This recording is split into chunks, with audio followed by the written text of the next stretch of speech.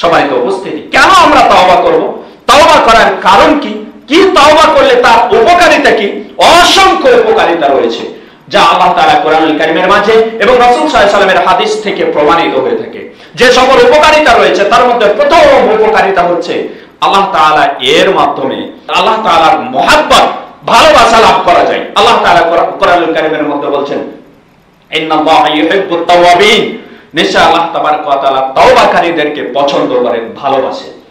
ওয়া ইউহিব্বুল মুতাতাহহিরিন, এবং যারা নিজেদেরকে পবিত্র রাখতে চায়, সব সময় পবিত্র রাখে, তাদেরকে আল্লাহ সুবহানাহু ওয়া তাআলা পছন্দ করেন, ভালোবাসেন। তাহলে প্রথম হচ্ছে আল্লাহ তাআলার মুহাব্বত লাভ করা যাবে যদি আমরা তওবা করতে পারি। দ্বিতীয় নম্বর উপকারিতা হচ্ছে তওবা, আত-তাওবাতু তারিকুন ইলা দুখুলিল জান্নাহ, জান্নাতে প্রবেশ করার অন্যতম মাধ্যম হচ্ছে তওবা। আল্লাহ তাবারক ওয়া তাআলা কোরআনুল কারীমের মধ্যে বলেছেন, ইল্লা মান তাব, তবে যারা তওবা করে, ওয়া আমানা, এবং ঈমান আনয়ন করে, ঈমান আনয়ন করে মানে ঈমানকে তাজদীদ করে। পাপ করেছি, পাপ করার কারণে ঈমান কমে গেছে, দুর্বল হয়ে গেছে, ঈমান হারিয়ে গেছে, অনেক পাপের কারণে ঈমান নষ্ট হয়ে যায়, ঈমান ভঙ্গ হয়ে যায়।